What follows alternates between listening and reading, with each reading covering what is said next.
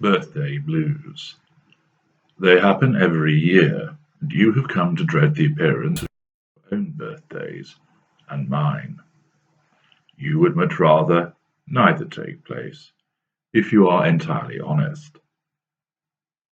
The day is spent treading on eggshells as you await the inevitable argument and dressing down that you will receive. The annual sense of disappointment will happen again and again, and you hope somehow it will change, but it never does. Let's begin with my birthday. You dedicate time and money to making my birthday an enjoyable and memorable occasion. I dedicate a degree of energy to ensure that it is memorable, but for the wrong reasons. You plan something special to mark the occasion and go to considerable lengths to organize a surprise party or a trip out somewhere you believe that I will like. You scour catalogues and the internet, trying to find that gift that you hope will make me break out in a smile. Most normal people will be happy with half the effort you put into pleasing me on my birthday. Not me. The occasion may involve a grand day out and a spectacular gift, but just as it did last year and the year before that, it will end in an argument and me lashing out at you. On the face of it, one would imagine that just for once we would get through the day without causing some kind of drama. After all, the day is all about us. Exactly what we like and what we want. People wish us happy birthday, they send us cards, they give us presents, and you run around lifting and carrying for us even more than usual. The spotlight is firmly on us. We drink up all this fuel, but we still want more. Every single second has to be about us. Do not expect us to thank you or anyone else who provides us with a gift.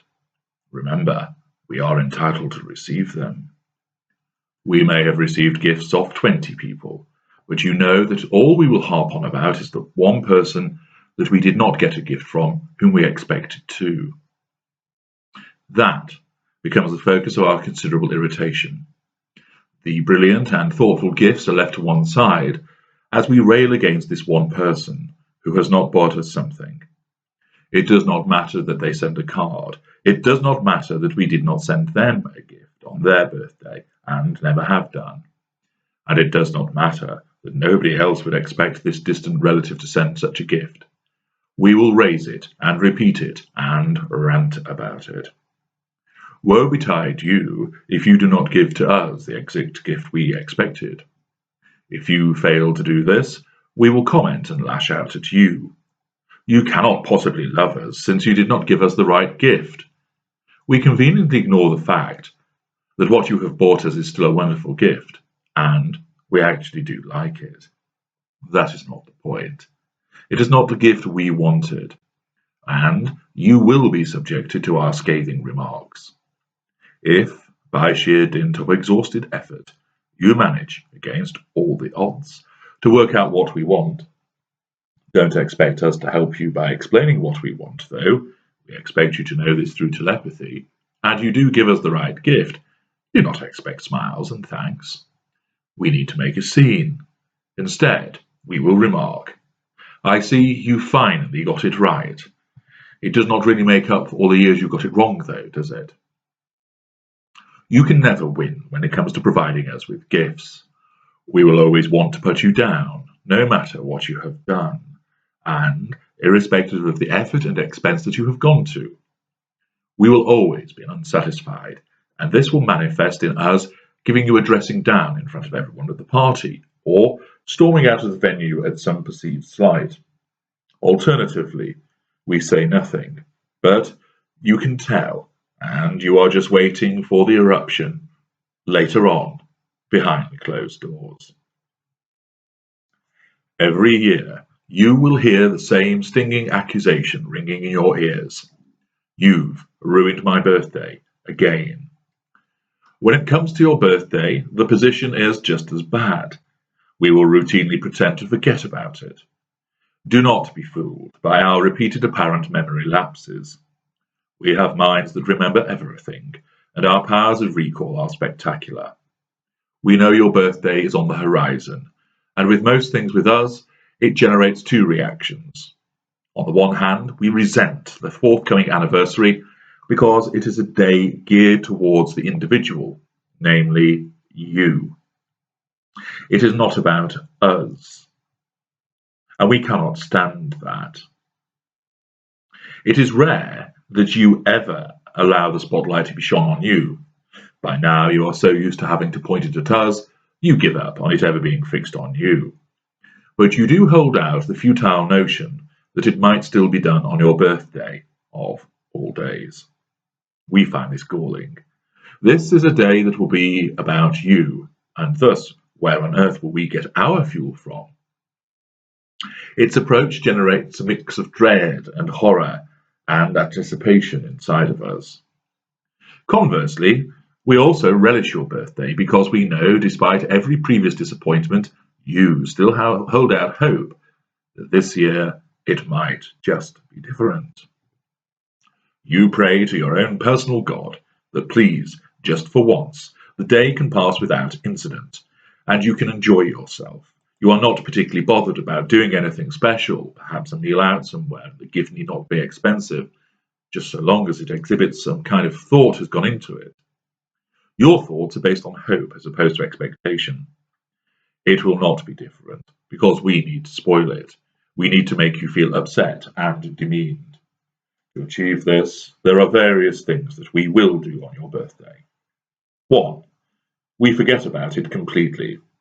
If you mention at 6 p.m. that evening that it is your birthday, we will lash out at you by explaining how busy we have been at work, or that there has been some other pressing matter, which means that it has slipped our minds. We deliberately forget about it, and we will not countenance you criticizing our omission. 2.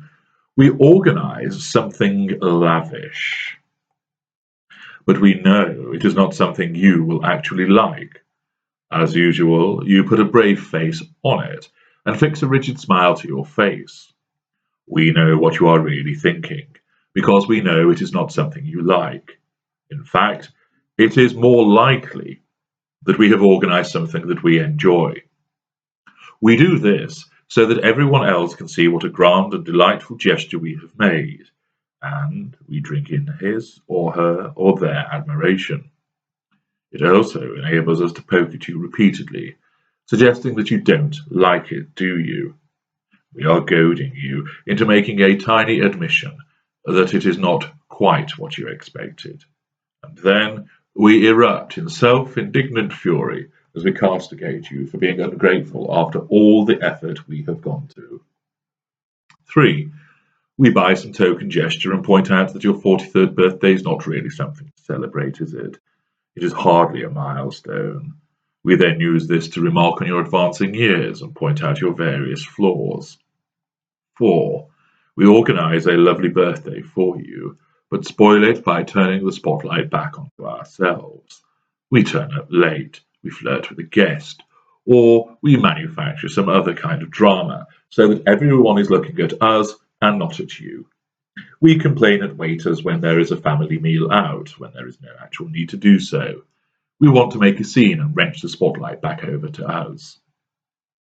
5. We remember your birthday and spend it doing what you want, and we are pleasant to you until early evening, when we deliberately pick a fight with you over absolutely nothing. The fuel we gain from this behavior is all the sweeter, as we have built you up. Your guarded behavior has melted away as we appear to have done everything that pleases you. We are waiting.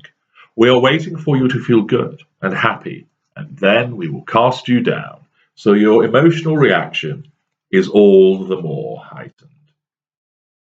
This behavior is not, of course, just reserved for your birthday, although we enjoy ruining your birthday the most. We do this with the birthdays of our children, friends, and family. We hate it being about someone else, and we hate seeing him or her being happy. In our world, nobody else is allowed a birthday, and we believe that every day is our birthday, Everyone should recognise that and act accordingly. We know that you would rather your birthday be erased from the calendar. It is always a horrible day in one form or another, and you would rather it not take place. We, however, put a big red ring around it in the calendar in our mind and scribble to it the words Special Fuel Day.